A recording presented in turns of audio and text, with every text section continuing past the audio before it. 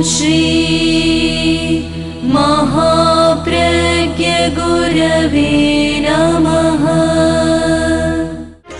जिसके सांसों में रहता है शाश्वत शांति का स्पंदन, उस महाप्रज्ञ को वंदन, उस महाप्रज्ञ को वंदन।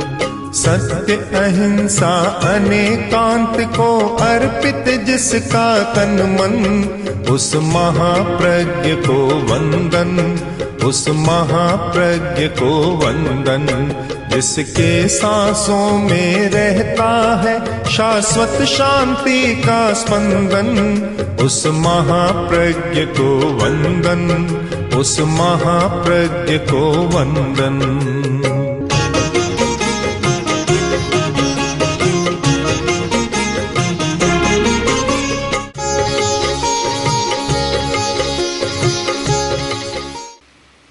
आज पूरे विश्व में पीस मैनेजमेंट, शांति की व्यवस्था प्रबंधन के बहुत कार्य चल रहे, अनेक आंदोलन चल रहे हैं। शायद एशिया की अपेक्षा यूरोप और अमेरिका में ज़्यादा चल रहे हैं, और उसका कारण भी है कि जिन लोगों ने महायुद्ध की अशांति को भोगा है, उनके मन में शांति के लिए और अधिक तड़प है। अनुभव कर चुके कि अशांति में कैसा होता है। परंतु उसके साथ एक बात जोड़नी जरूरी है कि अहिंसा के बिना शांति नहीं हो सकती। कोई शांति की बात ज़्यादा टिकती नहीं है। शांति अहिंसा की निष्पत्ति है। पहले अहिंसा की चेतना जागृत होगी तो शांति उसका परिणाम है। एक बहुत सुंदर आगम वाक्य है, शांति निब्बाण माह्यम, कि शांति निर्वाण है। लोग कामना करते हैं मोक्ष मिले, तो मोक्ष कहाँ है? मरने के बाद मोक्ष मिले तो जीते जी तो मोक्ष का अनुभव नहीं होता, मरने के बाद होगा उसका पता नहीं है। तो ऐसा नहीं है। शांति निब्बाण माह्यम, शांति निर्वाण है। अगर तुम्हारे मन की शांति है, तुम्हारे कषाय शांत है, तो वह निर्वाण ये मोक्ष ही है। और मोक्ष फिर अलग क्या होगा? यही वो मोक्ष है। वर्तमान में मोक्ष का अनुभव करो, वर्तमान में निर्वाण का अनुभव करो, और वह है शांति। जितनी शांति रहती है उतना ही मोक्ष और निर्वाण होता है। जिन घरों में शांति रहती है वे लोग कहते हैं कि हमारे यहाँ तो स्वर्ग का राज्य चल रहा है, स्वर्ग जैसा सुख भोग रहे हैं। स्वर्गीय सुख, और उससे आगे जाए तो मोक्ष का सुख और अधिक शांति। तो वर्तमान जीवन में शांति, और वह शांति कैसे हो सकती है? अहिंसा का एक सूत्र है, स्वार्थ का विसर्जन। जो व्यक्ति स्वार्थ का विसर्जन करता है वहाँ शांति रह सकती, और जहाँ स्वार्थों की खींचातान है वहाँ कभी शांति नहीं हो सकती। स्वार्थ पदार्थ से जुड़ा हुआ है। हमारे सामने तीन तत्व हो जाते हैं, स्वार्थ, पदार्थ और आत्मा, चैतन्य। जब चेतना के साथ आदमी जीता है वहाँ स्वार्थ का अतिरेक नहीं होता, तो स्वार्थ भी पवित्र बन जाता है। और जहाँ आदमी पदार्थ के साथ जीता है वहाँ स्वार्थ अपवित्र बन जाता है, और वहाँ खींचातान होती है, अशांति होती है। एक आदमी फंस गया था दुर्घटना में, टांग टूट गई। दो पुत्र थे, एक था डॉक्टर और एक था वकील। तो डॉक्टर ने कहा, पिताजी टांग की स्थिति यह है कि जल्दी ऑपरेशन कराना होगा और स्थिति यह बन गई कि टांग काटनी पड़ेगी और नहीं तो पूरे शरीर में सेप्टिक हो जाएगी।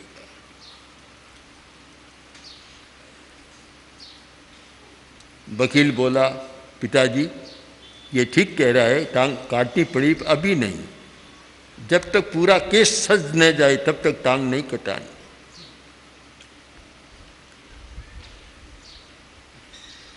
आदमी बैठा था, कुछ लोग आए कुशल क्षेम पूछने के लिए और बोले, भी तुम्हें तो क्या चिंता है, बड़े सुखी हो, घर में डॉक्टर है तो अपने आप इलाज हो जाएगा। बोला, चिंता तो इस बात की हो रही है कि एक नहीं बैठे दो हैं।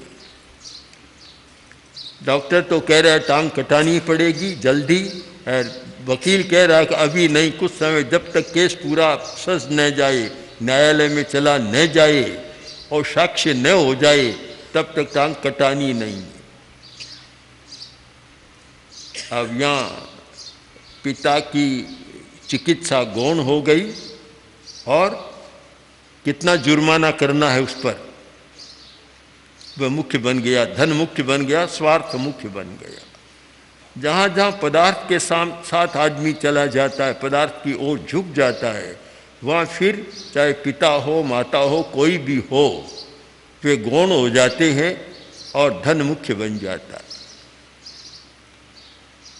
हर घटना के साथ हम देख सकते हैं, मीमांसा कर सकते हैं कि जहाँ स्वार्थ पदार्थ की ओर झुका और वहाँ समस्या पैदा होती है, और स्वार्थ चेतना की ओर झुका वहाँ समस्या पैदा नहीं होती, समाधान मिलता है। तो स्वार्थ बीच में है, एक और पदार्थ एक और चेतना, बीच में है स्वार्थ। इसीलिए हम स्वार्थ को बुरा भी नहीं कह सकते, स्वार्थ अच्छा भी होता है, और स्वार्थ को अच्छा भी नहीं कह सकते क्योंकि वह बुरा भी होता है।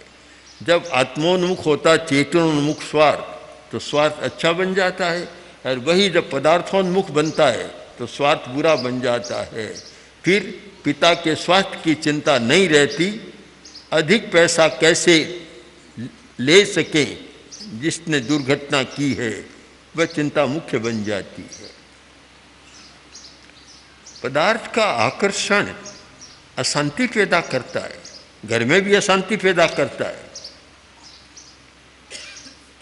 पति पत्नी दोनों का सवाल था और पत्नी बार बार पैसा पैसा मांगती, तो एक दिन पति रुष्ट हो गया और बोला, तुम्हारे सामने और कुछ नहीं है, केवल पैसा पैसा, कोई दिमाग की बात ही नहीं है, दिमाग कभी नहीं मांगती, रोज पैसा मांगती हो।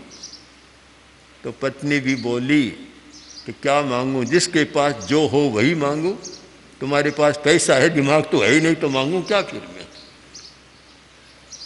पैसा पदार्थ की ओर झुकाव हो जाता है।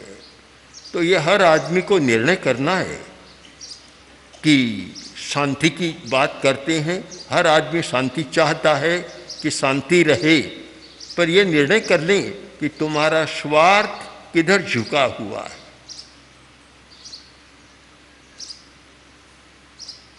एक सूर्यमुखी फूल ऐसा होता है कि जिधर सूर्य है उधर वह झुक जाता है, उधर उसका मुंह हो जाता है। अगर ऐसा मुंह हो, चेतना की ओर हमारा मुंह हो, तो फिर स्वार्थ कोई बाधा नहीं डालता। स्वार्थ एक बड़ी प्रेरणा है, उसको हम गौण भी नहीं कर सकते, पर वह बाधा नहीं डालता क्योंकि उसका मुंह हमेशा प्रकाश की ओर रहता है। सूर्यमुखी फूल का मुंह प्रकाश की ओर, सूर्य की ओर रहेगा। वैसे ही जिस स्वार्थ का मुंह भी चेतना की ओर हो गया, वह स्वार्थ कोई बाधा नहीं डालता, प्रत्युत प्रेरणा बन सकता है। किंतु जिसका मुंह पदार्थ की ओर हो गया, वहाँ बाधा ही बाधा आती है, बड़ी बाधाएं पैदा होती है, और बहुत बड़ी बाधा है स्वार्थ। तो फिर क्या किया, शांति कैसे हो? एक सूत्र है, स्वार्थ का विसर्जन करना सीखो। विसर्जन, प्रेक्षा ध्यान में कायोत्सर्ग का प्रयोग करते हैं। कायोत्सर्ग क्या है? शरीर का विसर्जन। शरीर को तुम छोड़ नहीं सकते। जब तक जीना है तब तक कोई भी आदमी शरीर को छोड़ नहीं सकता, किंतु शरीर से चिपके मत रहो, समय समय पर शरीर का विसर्जन भी करते रहो। नाम ही है कायोत्सर्ग, मतलब काया का त्याग, उत्सर्ग कर देना, त्याग कर देना। बहुत महत्वपूर्ण शब्द का चयन हुआ है कायोत्सर्ग। महत्वपूर्ण इसलिए है कि आदमी उत्सर्ग करना नहीं जानता, त्याग करना नहीं जानता, इकट्ठा करना जानता है, विसर्जन करना नहीं जानता। विसर्जन, उत्सर्ग, त्याग, ये एक कोटि में आ जाते हैं। छोड़ने की बात है, सब जगह छोड़ो छोड़ो छोड़ो। और ग्रहण करने में दूसरा शब्द आता है, तो कायोत्सर्ग, काया का भी उत्सर्ग करना है। तो पहला प्रश्न तो यह, शरीर का उत्सर्ग क्यों करना है? प्रेक्षा ध्यान के मर्म को समझने वाला इस बात को समझ सकता है कि ममत्व का सबसे प्रमुख केंद्र है मनुष्य का शरीर। मनुष्य का जितना अपने शरीर के प्रति ममत्व होता है उतना किसी के प्रति नहीं होता। सबसे ज्यादा ममत्व है शरीर के प्रति। तो जब तक वह शरीर का ये विसर्जन नहीं करेगा, शरीर का उत्सर्ग या त्याग नहीं करेगा, तब तक साधना का रास्ता तो खुलता ही नहीं है, दरवाजा बंद ही रहता है। सबसे पहले शरीर को ध्यान देना है। 3 प्रकार के परिग्रह स्थानांक सूत्र में बतलाए गए हैं। उपधि, शरीर और कर्म। कर्म परिग्रह, और जो उपधि है वस्त्र आदि, ये परिग्रह। किंतु पहला है शरीर। शरीर परिग्रह। जब तक उसको हम पकड़े रखेंगे तब तक शांति की बात और स्वार्थ विसर्जन की बात आ नहीं सकती। सबसे पहले कायोत्सर्ग करो। कुछ लोग जानना चाहते हैं, बहुत बार पूछते रहते हैं कि प्रेक्षा ध्यान का मूल तत्व क्या है? मूल तत्व, आधारभूत तत्व क्या है? हमारा उत्तर है कायोत्सर्ग। कायोत्सर्ग उसका आधारभूत तत्व है। साधना का आदि बिंदु है कायोत्सर्ग, साधना का मध्य बिंदु है कायोत्सर्ग, और साधना का अंतिम बिंदु है कायोत्सर्ग। कोई मुक्त होगा, काया का उत्सर्ग करके ही तो मुक्त होगा। जब तक शरीरधारी है मुक्त हो नहीं सकता। शरीर को त्याग करेगा तब मुक्त होगा। कायोत्सर्ग बड़ा महत्वपूर्ण तत्व है।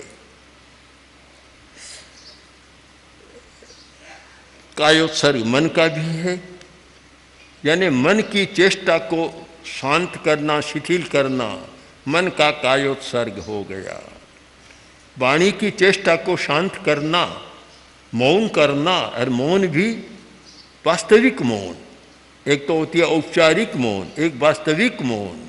औपचारिक मौन तो यह है कि बोला नहीं, किंतु इशारे इतने किए कि बोलने की कसर निकाल,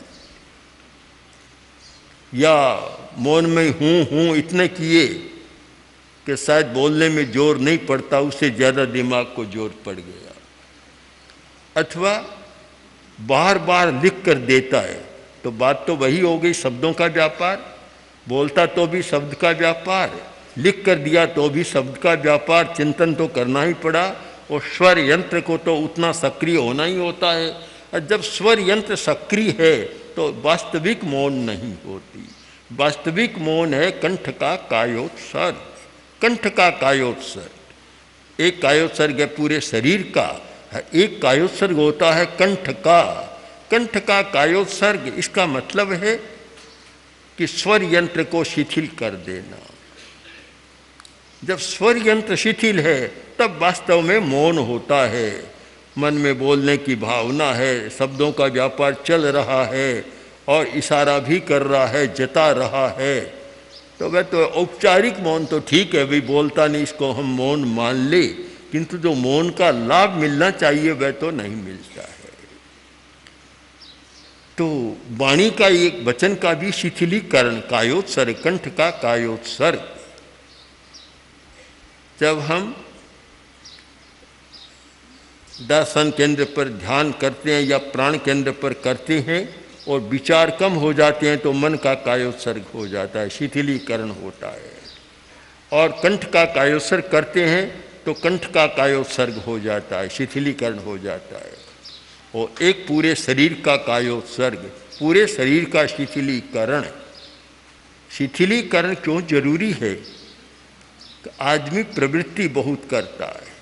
प्रवृत्ति, दो शब्द हैं, बहुत प्राचीन दार्शनिक क्षेत्र में दो शब्द चलते हैं, एक है प्रवृत्ति और एक है निवृत्ति।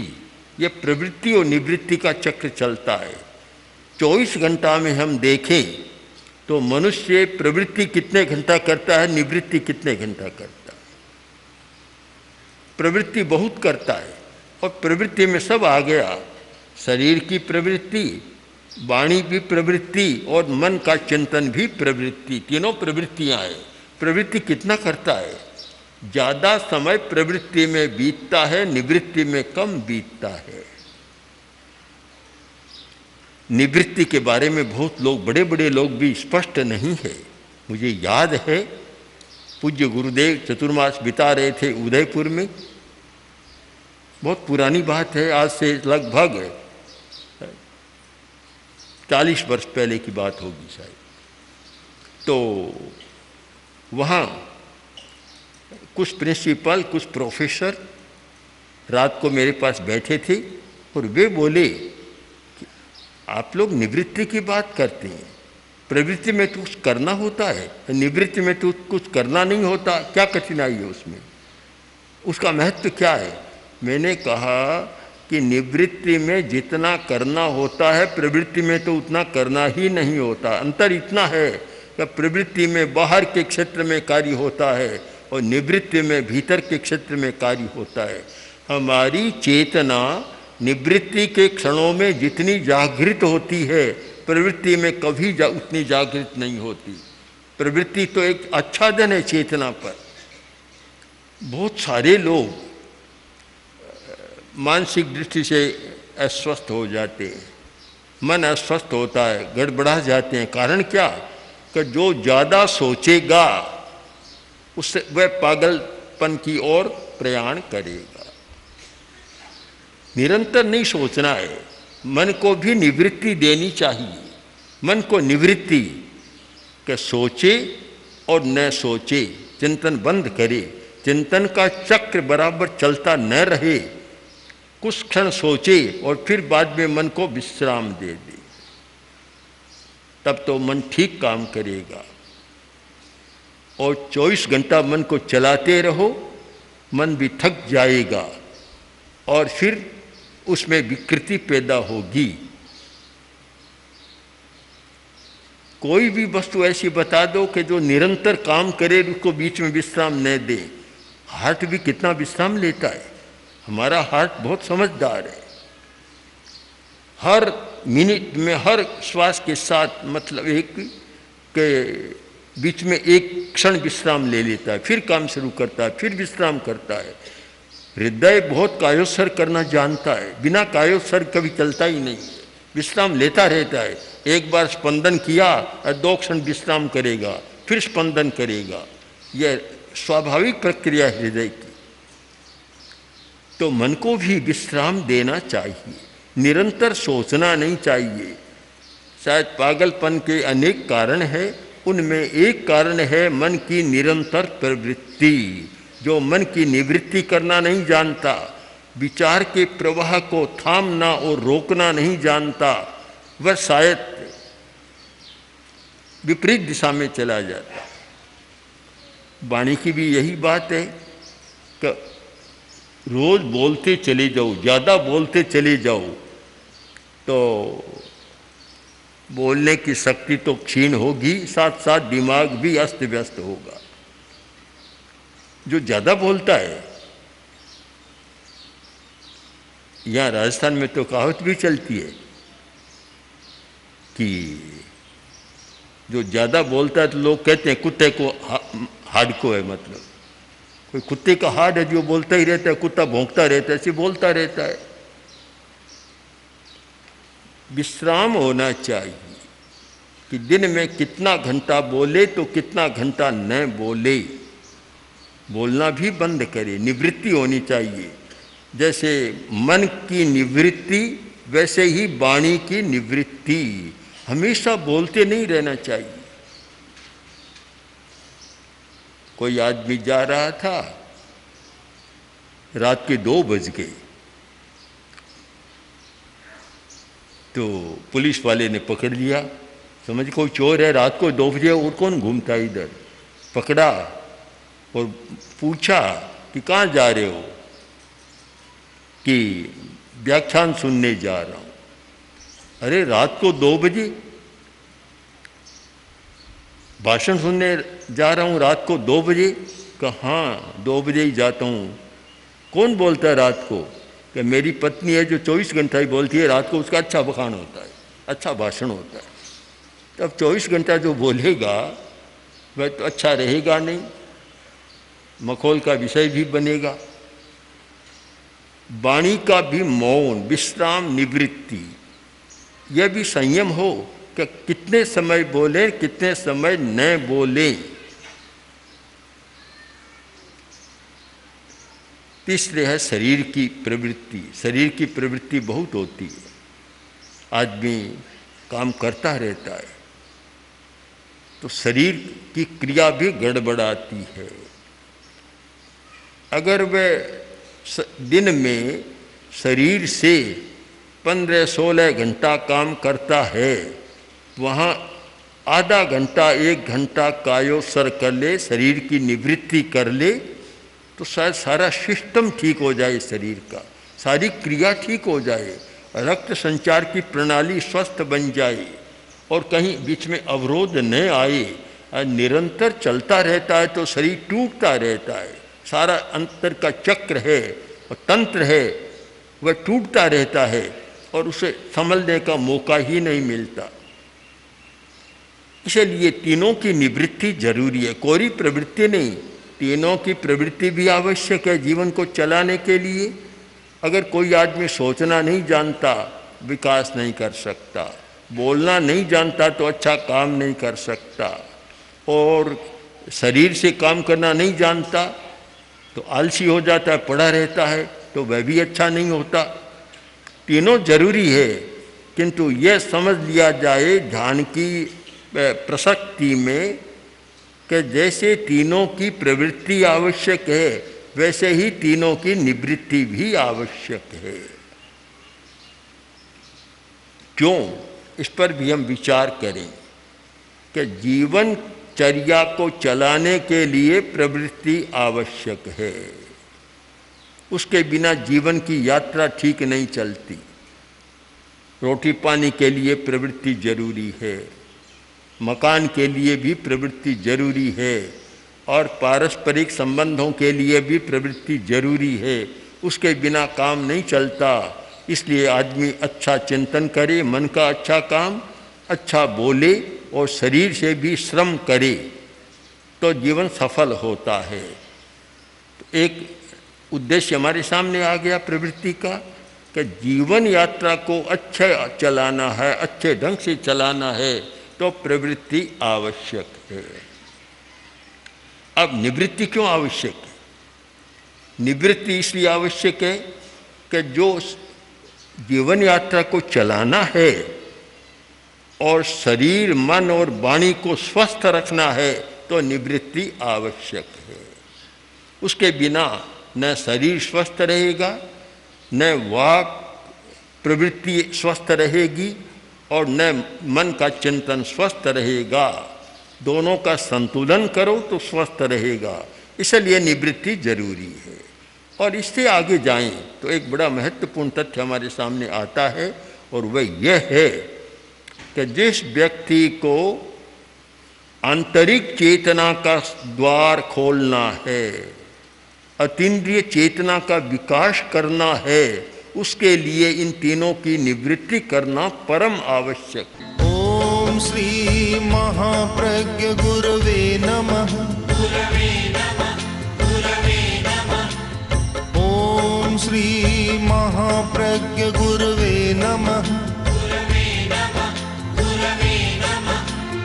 ओम श्री महाप्रज्ञ गुरवे नमः। ओम श्री महाप्रज्ञ गुरवे नमः।